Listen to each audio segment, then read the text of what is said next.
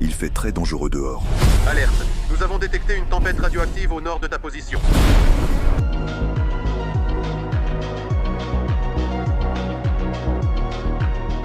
Après la dévastation qui a forcé l'humanité à se cacher sous terre, les abris faiblissent, la terre menace, l'espoir repose désormais sur l'avancée, non sur la résistance. Dans cette suite, la lutte ne vise plus seulement la survie immédiate, mais devient une course pour trouver un lieu habitable. Entre tempêtes, échelles précaires et astéroïdes, la famille lutte sans cesse. Survivront-ils ? Je parle du film Greenland 2 Migration. Merci aux membres du club Élite en Minute qui rendent chaque vidéo possible. Pour rejoindre cette famille, clique sur Rejoindre. Tout commence avec John, qui nous raconte qu'il n'est pas facile de surmonter les difficultés. Il avoue même qu'il ne sait pas comment quelqu'un pourrait y arriver. John dit qu'environ 75% du monde, voire plus, ne sait toujours pas le faire. 5 ans après l'impact, la météorite Clark n'avait pas totalement détruit l'humanité. Des débris piégés en orbite tombèrent soudainement et embrasaient tout. Ils ont tenté de reconstruire la civilisation, mais le monde n'étant pas prêt, ils ont dû se réfugier sous terre. La radiation a touché chaque région différemment. La plupart des territoires ont été totalement brûlés, alors que d'autres, pour des raisons inexplicables, sont restés intacts. Malgré tout, la vie a réussi à persister à travers la contamination. Un petit groupe s'est réfugié dans un bunker au Groenland. Sa famille et lui appartenaient à ce groupe restreint. La vie dans les bunkers souterrains est difficile, mais ils cherchent malgré tout des instants de joie dès que possible. John, en combinaison spéciale, explore le bunker et reste en contact radio avec un opérateur. Malgré la tension, ils évoquent en leurs souvenirs du café et des meilleurs endroits avant les événements. Lors d'une exploration, John signale une nouvelle fissure, plus de lave et une contamination croissante. Plus tard, il atteint une plage où il voit des canaux de sauvetage abandonnés et un destroyer près de la côte. John annonce qu'il va inspecter les canaux, mais ne trouve rien d'utile. Du bunker, on l'avertit qu'une tempête approche au large. Il lui reste du temps. John entre dans le navire et découvre les corps de l'équipage, gravement irradiés. Il découvre aussi un journal fleuri, vestige d'une vie révolue. Soudain, l'opérateur lui annonce que la tempête a changé de direction et se dirige directement vers lui, lui ordonnant de sortir immédiatement et de retourner au bunker. John court à toute vitesse. La tempête approche rapidement et il sait qu'il doit revenir vite pour survivre. La panique le gagne. Désespéré, il demande d'ouvrir la porte du tunnel. Les sas s'ouvrent alors que la tempête approche dangereusement. Il semble qu'il échouera, mais il entre grâce à l'aide de plusieurs personnes qui referment les portes derrière lui. John doit ensuite subir une désinfection rigoureuse. Allison, la femme de John, assiste à une réunion avec les dirigeants du bunker. Il y est expliqué qu'actuellement, ils fonctionnent pratiquement avec le strict nécessaire. Ils sont arrivés dangereusement près de la limite de leurs ressources. Avec un peu de chance, dans un an, ils pourront sortir plantés dehors. Au cours des 3 derniers mois, les niveaux de columbiose par kilo ont baissé de 4%. On ne peut pas encore prédire quand ces valeurs seront sûres, mais les indicateurs montrent une amélioration. Cependant, cette amélioration concerne surtout les zones extérieures. Un participant propose d'attendre que les vents diminuent la radiation, mais on lui explique aussitôt que ce n'est pas possible. Une exposition prolongée à la radiation, même faible, mène inévitablement à la mort. Il est donc essentiel de prévoir un plan de contingence. Le Canada, la majeure partie des États-Unis et l'Islande sont désormais irrécupérables. En Europe occidentale, des rapports signalent moins de tempêtes et un air plus sûr qu'à votre emplacement actuel. On demande à la docteure Amina les nouveautés sur le cratère. Elle répond que ses collègues d'autres stations partagent la même théorie. Elle a aussi fait ses calculs. Même s'il ne l'explique donc pas totalement, tout montre que la taille et la forme des parois du cratère empêchent les tempêtes radioactives. Cette caractéristique et sa profondeur en font une zone sûre, car elle garde l'air contaminé dehors. Adam répond que même si c'est vrai, le cratère est dans le sud de la France et demande « Comment vont-ils s'y rendre ?» Le général Sharp annonce des rapports de combat, d'émeutes et d'une guerre civile grandissante. Toute l'Europe est en plein chaos. John parle au docteur Hogan et lui dit que certains dans le bunker considèrent cette situation comme la nouvelle normalité. Après 5 ans, ce n'est plus nouveau, mais c'est devenu habituel. Hogan lui répond que ce n'est pas un hasard s'il y a 2 fois plus de psychologues que de chirurgiens. Les gens vivent un lourd traumatisme. Pourtant, John demande pourquoi tous font comme si tout allait bien juste pour faire semblant. Et il ajoute, avec une certaine ironie, qu'il devrait peut-être lui-même leur recommander un bon psychologue pour y parvenir. Hogan lui demande comment vont Allison et Nathan, le fils de John. Il répond qu'il gère la situation, du moins il le pense. Néanmoins, à ce moment-là, de nouveaux dangers émergent. Les plaques tectoniques bougent, provoquant des secousses et renforçant la menace. En réunion, la docteure Amina signale une forte activité géologique dans la région. Le général Sharp affirme que l'abri a résisté à l'impact de Clark et résistera donc aussi au séisme. Allison signale un sujet urgent, le signal de détresse reçu de l'extérieur. Adam répond aussitôt qu'ils ne peuvent éco-nourrir 50 bouches de plus, ni même 5. Allison reconnaît cette limite, mais précise que ces personnes vivent dans des tunnels et grottes. D'autres intervenants expriment leur inquiétude, ne sachant pas si les personnes à sauver sont malades ou leur niveau d'exposition aux radiations. Indigné, Allison demande s'il faut les laisser mourir, tandis qu'Adam insiste pour leur dire qu'ils ne peuvent pas les aider pour l'instant. Allison conteste cette position et suggère un vote. La motion consiste à envoyer une équipe de secours, et la majorité vote en faveur, donc la proposition est adoptée. La motoneige sera envoyée le lendemain. D'un autre côté, nous voyons Nathan en cours, et comment tous tentent de préserver une apparente normalité. Ils font du sport, jouent, pratiquent le yoga, et gardent des routines comme dans la vie ordinaire. En parallèle, John répare une conduite d'eau avec un camarade, car le bunker manque dangereusement de cette ressource. Allison se rend dans la salle de classe où se trouve Nathan et le fait sortir pour le réprimander. Elle a découvert qu'il est sorti du bunker sans autorisation et le lui reproche fermement. Elle lui rappelle que John tousse chaque jour à cause de l'exposition continue aux radiations lors de ses explorations hors de l'abri. Nathan, contrarié, répond que la vie comporte des risques et qu'il essaie juste de vivre une adolescence normale malgré des circonstances extrêmes. Plus tard, Allison emmène Nathan à une fête dans le bunker pour remonter le moral. Ce même jour, John offre à Allison un cadeau pour la Saint-Valentin, un objet qu'il a trouvé lors de son incursion dans le paquebot abandonné. Allison informe que le général Sharp a signalé la baisse des réserves d'eau. John confirme que la situation s'aggrave. Allison raconte à John ce qui est arrivé avec Nathan.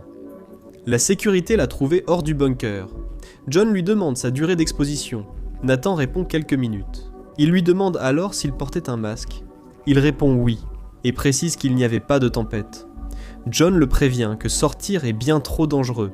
Nathan répond qu'il sait, a souvent entendu parler de la radiation et des cendres, et comprend les risques. John admet comprendre la dureté de la vie sous terre, mais le réprimande sévèrement, l'accusant de ne pas écouter ou saisir les conséquences. Nathan, blessé et frustré, part. Allison tente de calmer John, expliquant que Nathan cherche sa voie. John rétorque que ce n'est pas vrai, qu'il agit comme un idiot. Allison lui fait remarquer qu'il n'est pas si différent, car lui aussi est souvent sorti. Leur fils imite sans doute simplement son père. À ce moment-là, d'autres personnes s'approchent et encouragent le couple à danser, et tous deux acceptent. Cependant, pendant qu'ils dansent, John commence à tousser. Ses poumons ont été endommagés par les radiations. Pour ne pas inquiéter sa femme, il lui assure que tout ira bien, même si la fragilité de sa santé devient de plus en plus évidente. Le lendemain, les préparatifs débutent pour accueillir les survivants. Les équipes de décontamination se préparent, et le tunnel ouest s'ouvre. Pendant ce temps, John dit à son collègue qu'il voulait commencer la pompe d'admission ce jour-là, mais a finalement préféré se reposer jusqu'à midi. Il note que son collègue observe quelque chose avec une grande concentration. John s'approche et ne peut s'empêcher d'être alarmé en découvrant la présence de fissures dans la structure du bunker, signes évidents d'un dommage plus grave. Dans la salle de réunion, une autorisation est demandée pour un second voyage de sauvetage, car de nombreux survivants restent. L'atmosphère devient tendue, les ressources sont limitées, et ils vont accueillir plus de personnes qu'ils ne peuvent en soutenir. Adam demande où dormiront les nouveaux arrivants. Avec sarcasme, il suggère qu'ils dormiront peut-être dans le lit d'Allison. Soudain, un violent séisme secoue le complexe, faisant tomber des fragments du plafond. Un bloc de béton tombe sur John et l'endroit devient chaotique, avec de nombreux blessés et une visibilité réduite par la poussière. Malgré le choc, John se relève, rejoint Allison et lui dit qu'ils doivent trouver Nathan, qui, une fois retrouvé, respire difficilement. Le couple parvient à le rejoindre, et voyant la gravité de la situation, John dit à Allison de prendre le strict nécessaire. Ils doivent de quitter le bunker avant qu'il ne s'effondre complètement. Allison demande à Nathan de prendre toutes ses affaires importantes, notamment l'insuline, à ne surtout pas oublier. John s'empare de 3 masques à oxygène. Dans la panique, tous tentent de fuir, mais la sortie ouest est bondée et inutilisable. Les secousses deviennent de plus en plus fréquentes, provoquant l'effondrement d'autres sections du bunker. John indique à Allison et à Nathan de le suivre. Il connaît une sortie alternative, un raccourci vers la surface. Pendant le trajet, plusieurs débris tombent autour d'eux, mais les 3 parviennent à sortir vivants. Allison demande à John ce qu'ils doivent faire, sachant qu'ils doivent quitter l'île. Il les conduit vers la plage. Nathan glisse et tombe. Allison et John l'aident à se relever, puis ils poursuivent leur route. À leur arrivée, ils tentent de monter dans un canot, mais tous les survivants se disputent désespérément une place. Au loin, John voit un ami se faire arracher son masque à oxygène. Il court l'aider, mais pendant la bagarre, on lui vole aussi le sien. Reprenant son souffle, John court avec son ami vers un autre canot. Nathan et Allison montent d'abord, puis eux. La porte se referme aussitôt. John regrette sa décision, mais sait que sa famille doit passer avant tout. En s'éloignant, tous voient une énorme vague frapper la côte et emporter ceux restés derrière, tandis que le conducteur du canot la franchit. Après plusieurs tours violents, le calme revient. John vérifie l'air, confirme qu'il est irrespirable et annonce qu'ils peuvent retirer leur masque. Adam et la docteure Amina sont parmi les passagers. John demande où aller maintenant, puisqu'il n'y a plus rien à quoi revenir. La docteure Amina explique que Clark a changé la direction des courants vers le sud. John pense que l'Europe reste la meilleure option. Amina acquiesce et leur annonce qu'ils se dirigeront vers le sud-est en direction de l'Angleterre. Les jours passent et la situation s'aggrave. Ils n'ont plus qu'une semaine de vivre. Soudain, le moteur du bateau tombe en panne. John s'occupe de le réparer et après plusieurs tentatives, il parvient à le remettre en marche, leur permettant ainsi de poursuivre leur trajet. Cette nuit-là, Nathan, émerveillé, contemple le ciel étoilé et découvre une galaxie qu'il n'avait jamais vue depuis le bunker. La scène l'émerveille et le laisse silencieux. Le lendemain, le carburant est épuisé. Ils pensent pouvoir tenir 2 jours de plus avec l'eau restante, mais n'ont plus de contrôle sur leur trajectoire et dépendent du courant. Finalement, ils arrivent à Liverpool, où ils découvrent une ville abandonnée et partiellement submergée. Le bateau heurte le toit d'un bâtiment qui dépasse des eaux. John ouvre la trappe et mesure la radiation avec un appareil. Il est surpris de constater des niveaux très bas. Il ordonne de sortir les rames pour éloigner le bateau du toit inondé. En atteignant une zone qui n'est pas complètement recouverte par l'eau, ils descendent du bateau et commencent à explorer l'endroit à la recherche de provisions, en particulier d'eau et de nourriture. La docteure Amina trouve inquiétant qu'il n'y ait aucun signe de vie aux alentours. Allison se rappelle un abri anti-aérien proche, mais Adam souligne qu'ils n'ont jamais rencontré ceux qui auraient pu s'y cacher. Ils décident pour tout de même de le chercher. Soudain, ils voient au loin un groupe et en s'approchant prudemment, découvrent d'autres personnes vivant à la Belle Étoile. Nathan demande à John comment ces gens survivent ainsi, et John répond qu'ils ne tiendront pas longtemps. Plus loin, ils observent une foule manifester devant un groupe de militaires.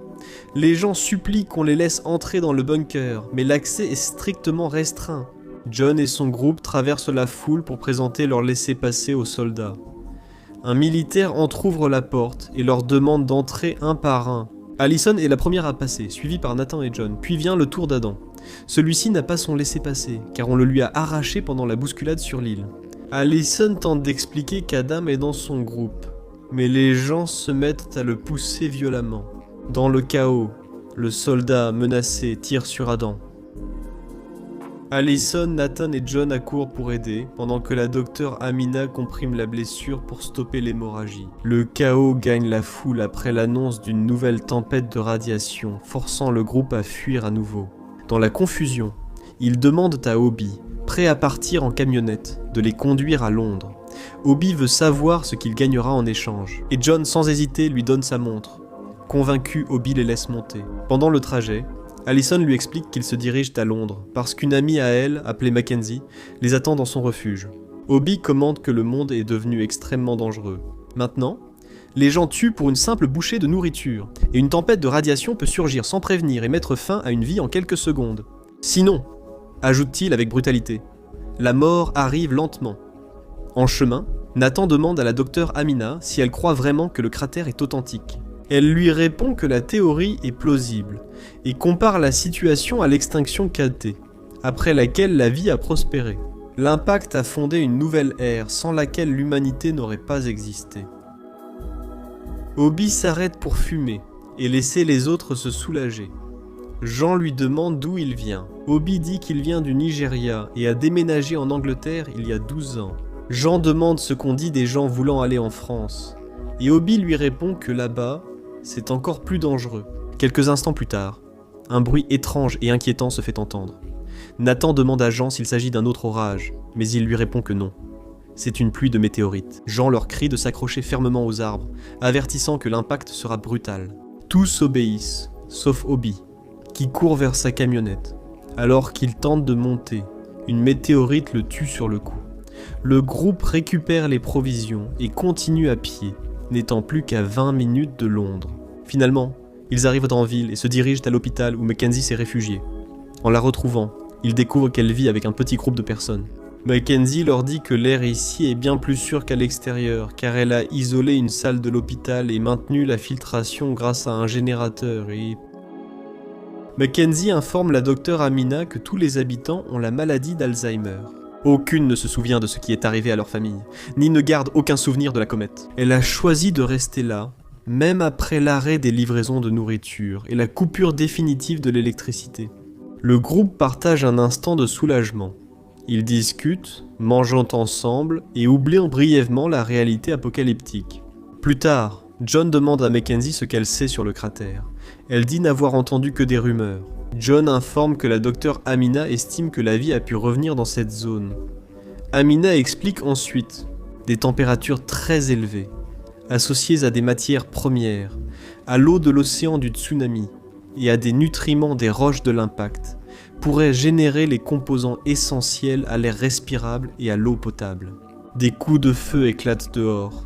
Mackenzie prévient que Londres est dangereuse. La santé de John empire brutalement la nuit même. Allison s'approche de la salle de bain et le trouve en train de cracher du sang. Ne pouvant plus cacher la vérité, John lui avoue qu'il a consulté un médecin dans le bunker à cause de sa toux et qu'après des examens, on lui a diagnostiqué une maladie mortelle due aux radiations. Selon le médecin, dès qu'il cracherait du sang, il lui resterait au maximum 6 semaines à vivre. Allison, dévastée, lui propose de rester, de profiter du temps restant et d'être ensemble en famille. Cependant, John refuse, il ne veut pas rester à cet endroit, il ne veut pas mourir là-bas, et il ne souhaite pas non plus que sa famille continue à vivre dans ces conditions. Il souligne qu'Amina pourrait avoir raison sur le cratère, et que ce lieu peut être un nouveau départ pour tous. Allison refuse cette idée, mais au fond, elle sait que John a raison.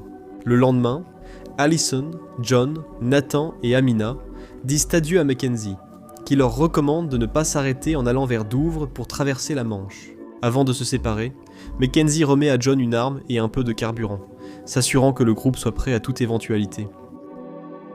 En route, Amina consulte la carte et annonce qu'ils arriveront dans environ 2 heures. John remarque le silence de Nathan et tente de le rompre en évoquant des souvenirs d'enfance et les jeux qu'il appréciait, puis lui demande s'il s'en souvient.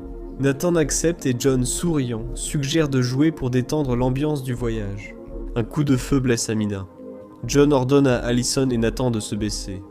Il stoppe le véhicule, sort son arme et abat les assaillants.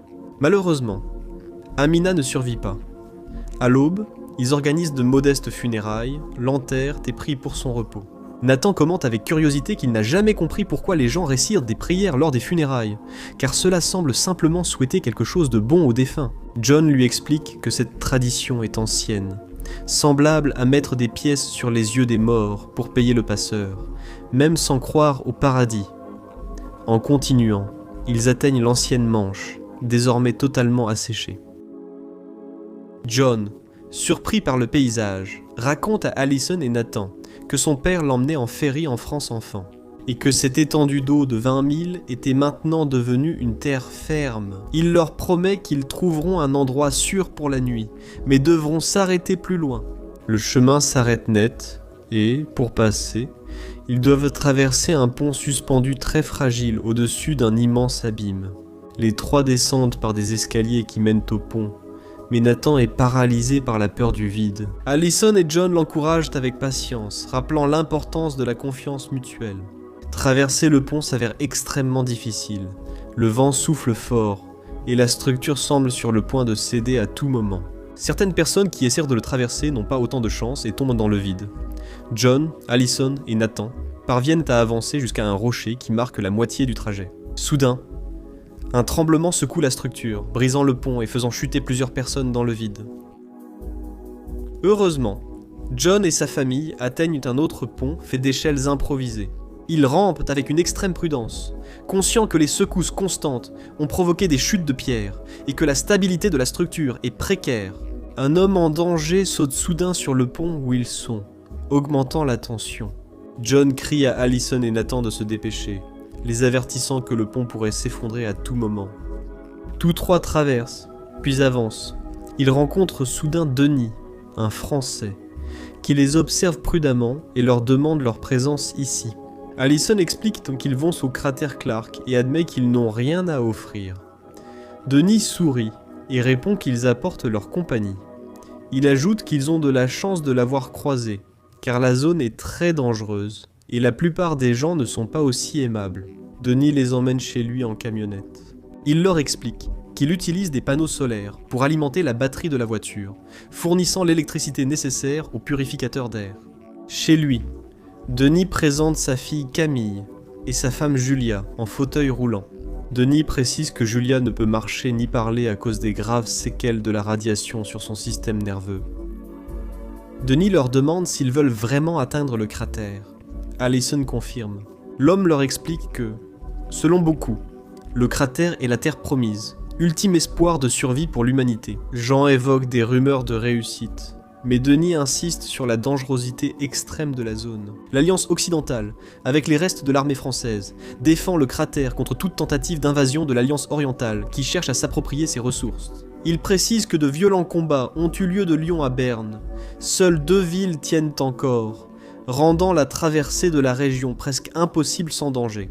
Nathan s'approche de Camille à la nuit tombée, regarde ses affaires et lui demande comment elle les a eues. Elle lui dit que son père récupère parfois des objets non détruits pour réparer et aménager leur maison. Nathan lui montre alors une couverture qu'il avait lui-même confectionnée dans le bunker, une couverture blanche avec des constellations brodées. Tous deux continuent à discuter, découvrant des affinités et ressentant une attirance croissante l'un pour l'autre. John tousse sans cesse. Allison veille sur lui. Entre souvenirs et soupirs, ils repensent à leur nuit de mariage. John rappelle à Allison la promesse qu'il a faite à son père ce jour-là, qu'il prendrait soin d'elle toute sa vie, jusqu'à son dernier souffle. Allison fond en larmes face à ces paroles. Le matin, Denis donne à John une carte de la zone de guerre et explique que l'Alliance occidentale défend le cratère pour permettre aux gens d'y vivre librement. Malgré les conflits dans la région, il leur conseille un itinéraire plus sûr. Passer par Clermont-Ferrand, puis aller à Valence, où les affrontements sont moins intenses. Il précise que le cratère est protégé par plusieurs chaînes de montagnes, la première n'ayant qu'un passage difficile, gardé par le bataillon d'un de ses amis de l'Alliance occidentale. Il leur recommande, à leur arrivée, de demander le commandant Jaunet et de lui montrer la photo remise par Denis. Jaunet comprendra aussitôt qu'ils viennent de Denis et les laissera entrer. John remercie pour les infos et l'aide. Denis précise qu'il y a autre chose. Il ignore ce qui les attend dans le cratère, mais il croit qu'ils ont là-bas une chance de renouveau. Il leur demande d'emmener Camille avec eux, car il ne peut pas le faire seul, puisqu'il doit s'occuper de sa femme qui ne peut ni parler ni bouger, et il n'a confiance en personne d'autre autant qu'en eux. Allison écoute la conversation et assure qu'ils emmèneront bien Camille avec eux. Camille dit au revoir à ses parents, avant de partir avec Allison, John et Nathan. Le groupe débute son voyage vers le cratère. Après une longue route, ils s'arrêtent pour se reposer, profitant d'un moment de paix en jouant et partageant des activités pour se détendre. Soudain, ils sont surpris par un groupe de militaires qui les braquent avec leurs armes. L'un d'eux, appelé Henry, s'approche et leur avertit que les civils n'ont pas l'autorisation de circuler dans cette zone. Il leur dit aussi qu'ils ont de la chance d'être encore en vie, car des rebelles se trouvent partout. Henry demande où ils veulent aller. Camille explique qu'ils doivent parler au commandant Jonette, un ami de son père garant de la sécurité des 3 Américains avec elle. Elle précise qu'ils veulent atteindre le cratère, bien qu'Henry prévienne que traverser la zone de combat est très dangereux, et qu'ils ont peu de chances d'y parvenir. Il choisit de les guider à travers le territoire en conflit pendant le trajet. Des soldats tombent et des explosions éclatent autour d'eux. Après avoir traversé des tranchées, ils arrivent au camp militaire et apprennent avec regret la mort du commandant Jonnet. John demande à un soldat de les conduire au cratère, expliquant qu'il l'a promis à sa famille et que ses blessures limitent son temps. Le soldat, ému, accepte de les aider. Ils voyagent en bus, et au début tout se passe sans problème, jusqu'à ce qu'un groupe de bandits tende une embuscade et oblige tous les passagers à descendre. John veut rester seul. Il dit à Allison, Nathan et Camille de descendre pour leur sécurité et affronte les assaillants. John se bat tandis que Nathan assomme un bandit avec une pierre. John tire sur le dernier agresseur, mais il est gravement blessé. Nathan comprime la blessure pour stopper l'hémorragie, pendant qu'Allison conduit le bus jusqu'au cratère. À leur arrivée, ils découvrent des cascades, forêts, champs verts, eau douce et pâturages fertiles. Ce lieu semble offrir une seconde chance à l'humanité.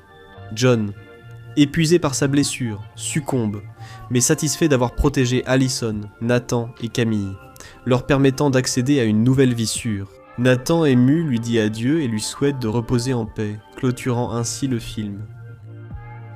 Cette vidéo existe grâce aux membres du club élite de ENMINUTOS, qui soutiennent la chaîne et permettent les résumés hebdomadaires de films et séries. Toi aussi, tu peux faire partie de ce groupe exclusif, voir des résumés de films à l'affiche résumés instantanément, me demander directement le résumé que tu veux, accéder à une bibliothèque privée, avec du contenu que personne d'autre ne voit, et, le plus important, recevoir la reconnaissance et les remerciements de toute la communauté en tant que personne qui rend ce projet possible. N'y pense plus. Rejoins la famille dès maintenant avec le bouton qui dit « Rejoindre ».